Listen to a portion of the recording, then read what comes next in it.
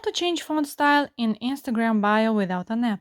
Hello guys and welcome to our channel. So in order to do that, we just have to go on a site.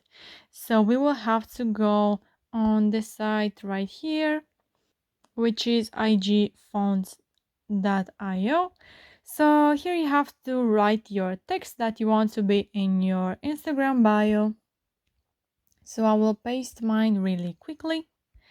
And then as you can see, we have so many font styles.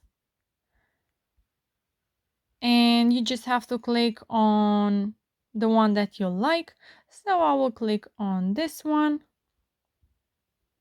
copy it. And then we will have to go on our IG, then click on edit profile. And right here at our bio, let's delete the old bio and put the new bio. Click done. So this is our new bio. This is our new font style. So that's it guys. I hope this video was helpful for you. If it was, you can smash the like button and you can also subscribe to our channel. Thank you so much for watching. Have a great day. Bye bye.